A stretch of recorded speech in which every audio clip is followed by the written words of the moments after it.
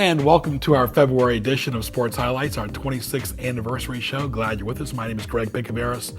Our program airs on Mondays at 7 a.m., 2 p.m., and 7 p.m., weekends at 9 a.m. on Cox Cable 47, 517, and nnpstv.com, all powered this month by Fazoli's Restaurants in Newport News and Chesapeake.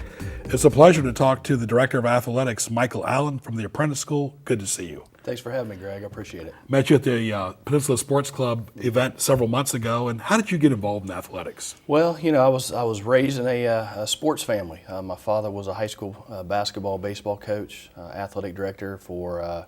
He did all that for close to 30-some years. So I grew up around sports, and just always had a desire and a passion to stay into athletics in some form or fashion. So that's kind of what kept me in the athletic world. I guess sports is an opportunity, just like medicine or business or any other field, to branch out, but to evolve as a person and as a human being as well. Sure, exactly. You know, I knew I wanted to stay involved in athletics. I had the opportunity to compete collegiately. Played basketball at the college level down at Chowan College, which is now University in North Carolina. Knew I wanted to stay involved in athletics, so I pursued the coaching route, did that for 6 years at the collegiate level. Decided to settle down a little bit, start a family, so I went to the high school level and gained a lot of valuable experience there. And just really here recently just had the itch to get back at the college level, and the opportunity at the Apprentice School presented itself, and the good Lord worked it out for me. So, well, Chowan's got a little island all to itself. It's got a pretty big name, but yet it's got the Carolina roots as well. Sure. Yeah, a lot of tradition down there. You know, Chowan historically was a 2-year junior college. Had a lot of success, especially in the men's basketball area and men's football.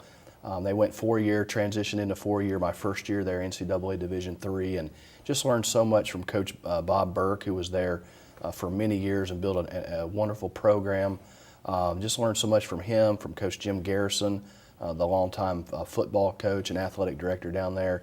So that definitely kept me on the path of wanting to stay involved in athletics. And they've been involved with the CIAA. Correct, yes. Mm-hmm. Hard to get cell phone coverage down there, though. Oh, yeah. I've been down there a few times. We're talking to Michael Allen, the Director of Athletics from the Apprentice School. You've also got some Indiana roots, too. Oh, yeah. Born and raised in Indiana, hotbed for basketball. We were talking a little bit earlier about how, you know, things have changed a little bit through the years, but just a lot of tradition. People just eat, breathe, and sleep it over there. And, you know, I miss that this time of the year with basketball. You know, getting close to March Madness here, you know, becoming February now. But, you know, just learned so much, a lot of good coaches, a lot of good athletes, and a lot of different sports now.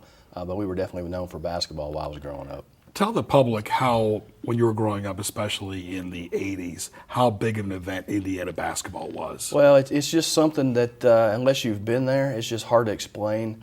You know, I went to a high school of about roughly 300, grades 9 through 12. And it was nothing to have 2,000-3,000 people at a game, even on a Tuesday night, let alone on the weekends.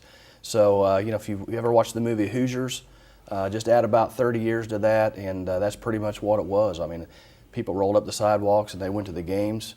And, you know, I was blessed to play in a few state tournament games of over 10,000 people. So it's just something you just can't really describe in depth until you've had a chance to really witness it and be there firsthand. And just a little tidbit, my senior year, the state of Indiana set a national, or it's actually a world record for over 40,000 people at the state championship game. And that's just something that not many states can even relate to that. So. Right. We're talking to Michael Allen, the Director of Athletics from the Apprentice School. Let's switch gears to the Apprentice School. A lot of stability among the ADs. Bill Casto was there for a long time, and Keisha was there for a long time as well. You're here now as well, but there's been a lot of transition for a lot of the signature sports like football, basketball, men's and women's both. Let's talk about it. Some of the Olympic sports like wrestling, they've lasted, but football, it seems like there's a lot of turnover. What's the Right. status of football right now? Sure. Well, we're coming full circle with our interviewing. We're finalizing our new head football coach. Should have that in place shortly. But finding the right fit that really understands who we are and what we're about. I mean, we're the number one defense contractor in the United States for the Navy. So we obviously develop and build nuclear aircraft carriers and submarines.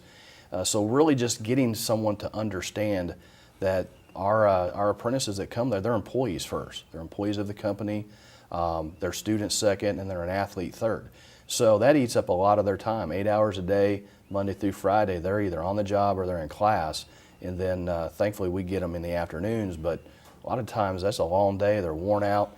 So just dealing with some of the uniqueness of our school, it's just not like a traditional college. So we do our due diligence and really just try to do a lot of educating on the front end. That's something I've been very hands-on here and learning the shipyard myself. Keisha's been a huge resource for me. She still works in our admissions department. So we're getting the right people there. It's just taking a little bit of time. So we're hoping to create a little bit more stability. Right, talking to Michael Allen, Greg Picaveras at Greg Bick on Twitter. Glad you're with us. So many components now. There's social media, like you mentioned. The kids work full time, go to school full time. Nutrition's a big deal too, especially with football when it's so hot. Basketball's a little bit more controlled because it's indoors. But talk about how the kids are hydrated and fed when they've worked all day and then they got to go practice too, because it's hard to do anything on an empty stomach. Right. Well, that's something we've really tried to focus on. They've done a great job prior to me being on board. Just really trying to lay the foundation of the nutrition. We give the guys and the young ladies some type of little nutritional snack, whether it's chocolate milk, a granola bar, something pre-practice, just to keep their energy level up because they've been sitting in class or they've been on the job all day. Then we also try to give them some nutritional supplements after practice as well. So we've really tried to make that a focus. Our associate AD, Mark Tomlin, has done an awesome job with that. He's kind of spearheaded that initiative along with our head athletic trainer. So we're really making progress there. So. Yep, Mark's been on the show as well too. And what's been the biggest challenge for you? Getting new to the area, acclimated to the school, the business community at the school, the travel for the team still can be daunting. Although you don't have a million sports, Right. Travel is always an issue. Sure, it doesn't really matter what level you're at the collegiate level. Travel is always going to play a big part in just the challenges that you have to deal with and work through sometimes. And with our apprentices being employees, that creates a little bit of a challenge, getting them off the job early, getting them out of class early. But for the most part, we've managed that. I think we're kind of finding our true niche of when we need to get them out, when we need to keep them around. One of our biggest challenges is just not being a member of a conference. We're actually in discussions and just basically came through with 3 other schools. We're getting ready to form our own conference. That's definitely going to help us, at least for men's and women's basketball here in the first couple years. Just consistent scheduling, cut back on some travel, some of our budget constraints. So we're making progress. It's just taking a little bit of time. What is the status of the apprentice school with the USCAA? Where does it stand in 2018? Well, the leadership, Matt Sims, who is a former employee of the apprentice school, he and his group have done an awesome job of just branding, rebranding the association. Of course, long time standing, it was the National Small College Athletic Association. And as you mentioned, Bill Casta, one of our former ADs, really kind of took that on as a major project to try to revamp that, rebrand it, and it's growing year by year. Membership is at an all-time high. Our job now is just to get a little more of the local publicity, that it's a credible national organization. And if it's not NCAA, a lot of people just don't really understand. So we've got a little bit of work to do, but it's definitely a very credible and competitive association. You're a family man first, businessman, of course, and you're a person of faith too. How difficult is it to, with your time, your talent, and your treasure, as they say, to be at all these games? Or do you have to delegate and not try to go to as many games, whether it's today or in the past where you've been in the past? Right. Well, at the high school level, it's a little bit easy to manage. Worked at a Christian school. That was obviously a little bit easier on the weekends. We didn't schedule events on Sundays. A couple weeks back, we had a wrestling tournament out at Kellam High School, and that ate up my whole Sunday. But you just got to be strategic. I think you have to kind of pick and choose when you delegate and when you need to be there. This first year, I've tried my best to be at as many things as possible. I've traveled a few times with some of our teams, getting out of state, just to get my eyes of where they're going and just the experiences that they have, just so I can understand a little bit more of what our apprentices are dealing with, and also make some inroads, for our institution within the USCAA Association. So I've really been intentional this first year just to get out as much as I can, be at as many events as I possibly can be that my schedule allows me to, and also still find that balance at home. So it's a challenge, but we're managing it. We always talk, the producer and I always talk, Ray, about military, college, alternatives to go after high school. But the apprentice school is kind of a combination of all of it, where they can get paid and go to school and learn on the job. But sometimes sustaining for 4 years can be difficult because it's hard to juggle both. Sure. Well, and that takes a little bit of educating on the front end. Some people think, well, it's just a trade school, and if you have a young man or a young woman that's not a quote-unquote academic type person, or maybe hasn't done the academic workload that they need to at the level that they need to at the high school level, well, they can always fall back and go to the shipyard and go to the apprentice school. Well, that's not the case. Our academic standards are very high. I would equate them almost with the Ivy League schools. I mean, you have to be very proficient in math, very proficient in English, and our vetting process on the front end is it's pretty tough to get in. So we're really trying to do our due diligence and trying to rebrand us a little bit, get our message out more locally of who we are, what it really means to come to the apprentice school, but the opportunity to have a job, get paid, continue to play collegiate sports, and really have a job pretty much waiting on you when you graduate. So that's a pretty big sell. Not a lot of people can offer. And during that 4 years, they might even change their mind and try another field because they've been there for so long. What are challenges for the head coaches? I mean, let's look at your head coaches right now for all the sports. Are they full-time, part-time, and talk about how many assistants per? Okay. Well, the only full-time head coach we have on staff is our head football coach. He's pretty much deemed a recruiter for the school and in the company. So he's full-time. He has 7 assistants underneath him. None of them are full-time. They get paid fairly well, but at the end of the day, no benefits.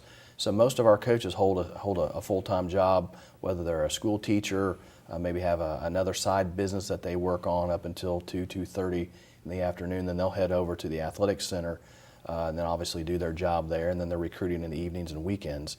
Men's and women's basketball, we have obviously our head coaches there. Neither one of them are full-time. They both have 2 assistants, same setup.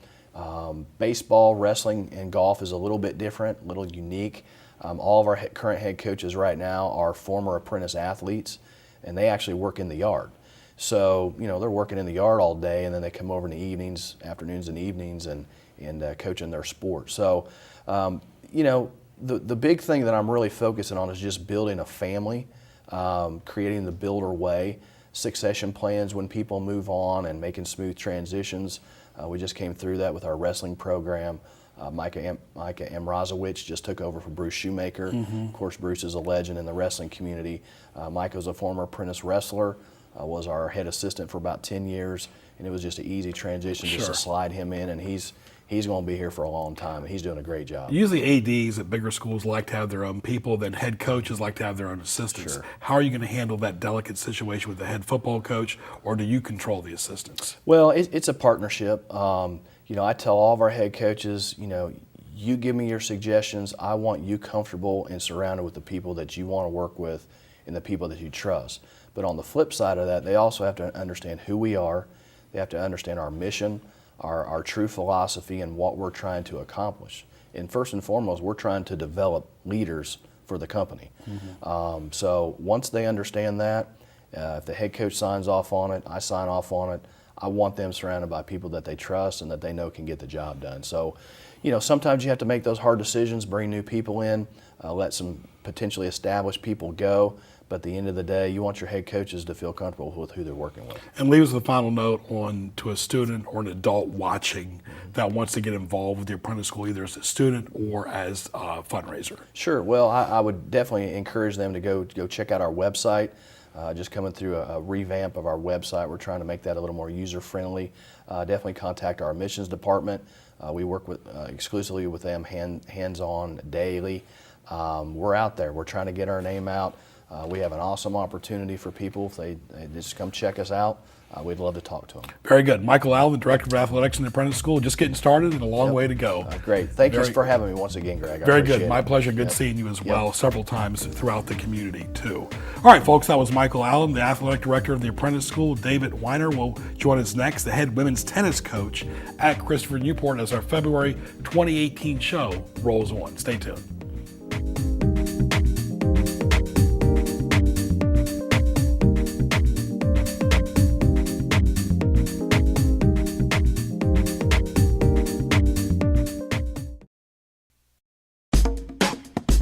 Hi, my name is Barbara Smith, and I'm with the Newport News Public Schools Department of Transportation. At the bus stop, students should stand away from the road in an orderly fashion and always be mindful of other people's property. While on the school bus, students should always behave, keeping their hands, heads, and any other objects inside the bus so as not to distract the driver from keeping their eyes on the road. Motorists must stop for a school bus and remain stopped until the bus's lights are off and begins to move again.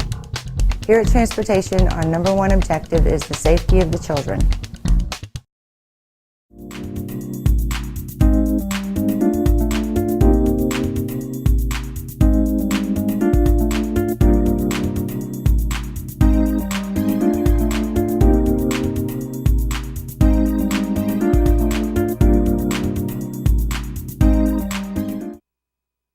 You're going to need me.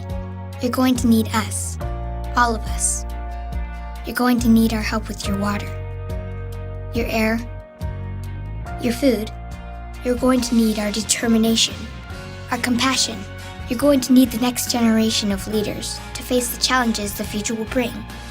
And we promise we'll be there when you need us.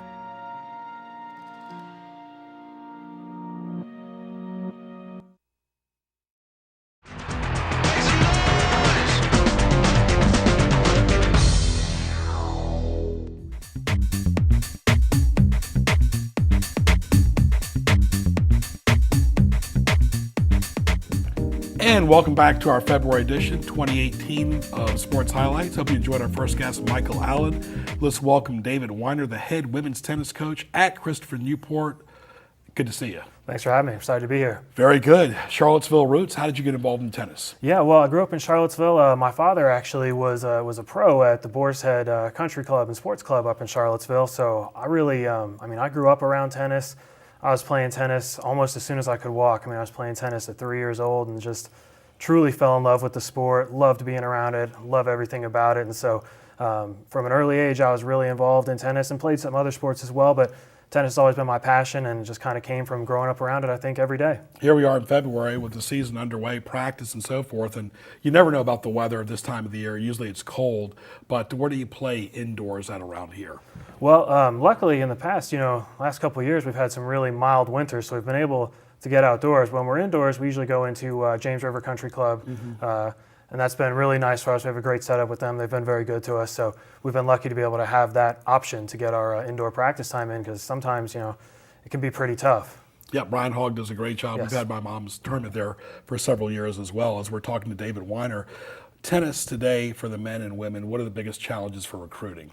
Well, I think recruiting, it's a lot about educating the potential athletes about the university. Christopher Newport it's rising so fast, and as it continues to rise, more and more people will find out about what an amazing university is and how many amazing opportunities you have. But I think right now, a lot of the challenges for us are just, kind of educating potential student athletes about how great Christopher Newport is and what type of opportunities you can have. So it's kind of a fun challenge, I guess you could say, really trying to educate as many people as possible about how great CNU is and helping them grow as fast as possible.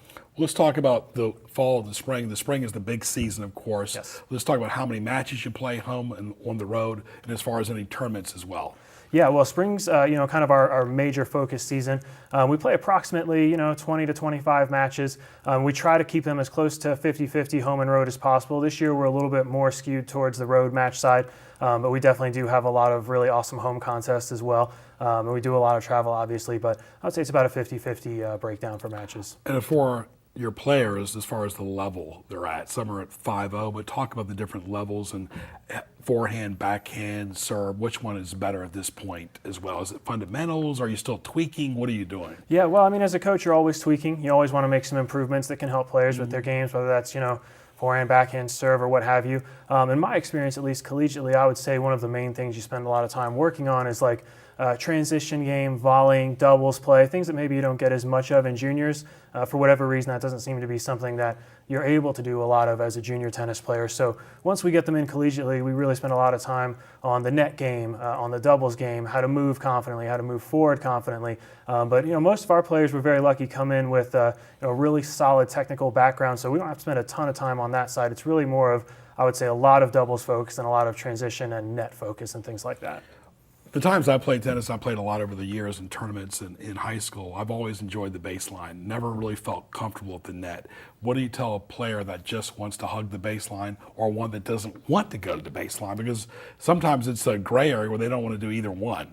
Yeah, I mean, That's it can be tough. tough. Yeah, I was definitely the same. I loved to stay back by the baseline. I mean, I would have whole matches where I wouldn't even come to net, so I can kind of, maybe relate to them firsthand a little bit on that. But, I tell people that it's about the decision that you make. And, if you're making the right decision and moving forward at the right time with the right intent in mind, eventually that'll develop. But I think the biggest hurdle for people doing that effectively is honestly just making that decision. For whatever reason, you feel like there's more pressure and you're moving forward and things happen faster. And so sometimes you can kind of make a mess of your volley work and your net work. But I always tell people it's about the decision that you make. And if you're making the right decision to move forward at the right time, eventually that's going to develop for you the way you want it. Talk about your roster and some of the girls that have stand out.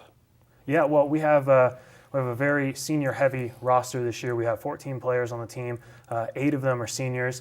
We have 2 singles players who have been in the national rankings in singles. We have a doubles team that's been in the national ranking in doubles. We have numerous players who have been ranked regionally. So we have a really talented squad. It's really exciting. Hopefully, we'll foretell a big year for us. But we've got a lot of depth, and I think that's probably our strength is depth of player from top to bottom is really, really strong. So we're excited. How would you compare the level of tennis in the Charlottesville area to, let's say, the Richmond area, which is always very good? This area is strong as well when you have so many different colleges. Talk about the different areas that you've lived in and compare the tennis interest. Yeah, well, Charlottesville, they're very different. My time in Charlottesville, there were really 2 main hubs for tennis. Obviously, a lot of the tennis in Charlottesville centers around the Boar's Head because that's where the University of Virginia does most of their work, which is an amazing level. I mean, you've got borderline professional tennis players there. So that's an amazing level to be around and to be able to see. Then as far as down here in the Hampton Roads area, I think tennis is just a much more popular sport for whatever reason, or at least maybe in my experiences in Charlottesville compared to here, tennis has been more popular. You just have a lot more opportunity, I would say, for people to play, a lot more places for people to play. There's tons of options out there, and they're all really, really great options. And so I think that maybe tennis is a little bit more of a way of life for some people around here, and in Richmond, it's incredibly strong. The Richmond level is also very, very good. You talk about UVA, you're right there. I mean, Yes. even they've had world-class coaches, world-class players at that school.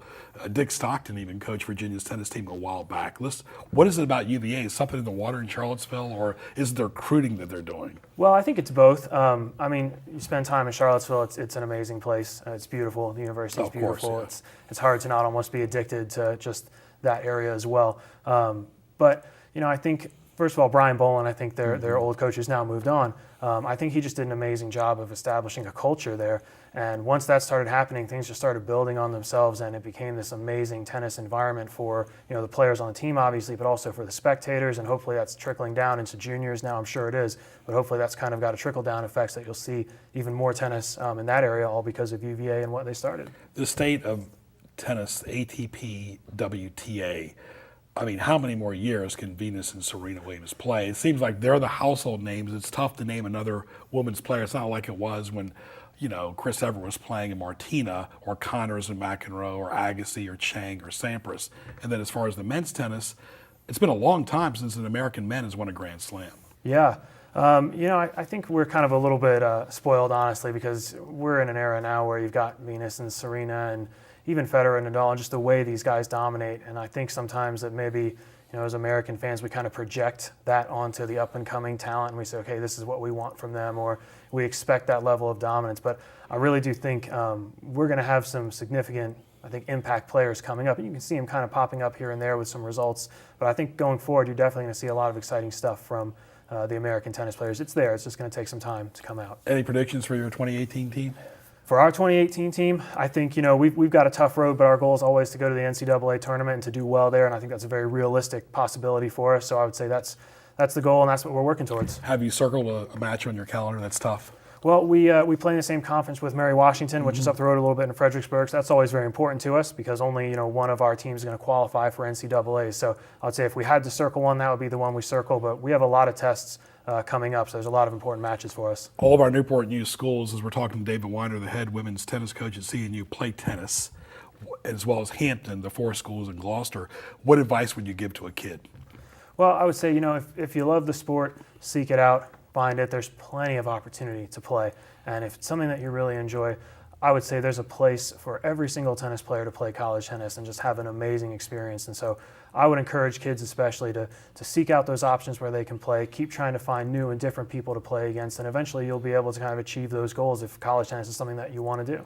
Really interesting. Our former superintendent, Dr. Ashby Kilgore, her dad was an excellent tennis player. You can play well into your senior years. Oh, absolutely. You can play tennis your entire life, and it's one of the many reasons it's such a great sport, and you can play at so many levels. If you pick it up when you're young, that's great, but if you pick it up when you're a little bit older, that's fine as well. You can still find tons of tennis for you to play and tons of leagues and everything for you to do. It's a great sport. It can last a long time. Leave us with some social media, how people can connect with CNU women's tennis team. Yeah, well, you can follow us on Facebook, Twitter, and Instagram at CNUW Tennis. And you can follow the tennis program as a whole at just CNU Tennis. So we're on social media and always putting stuff out for people to check out. Right, and your website's pretty active as well. Yes, correct, CNUsports.com. With your schedule, your roster, and Yes. the background and so Yep, forth. it's always up to date. Very good. All right, David, all the best to you, my friend, and good luck for the 2018. And it's getting started. Spring is eternal, and let's just hope a good thing for the captains this spring as well for your tennis team. Awesome, thank you for having me. Very good. Tell it to Sunny Durham as well. Will do. All right.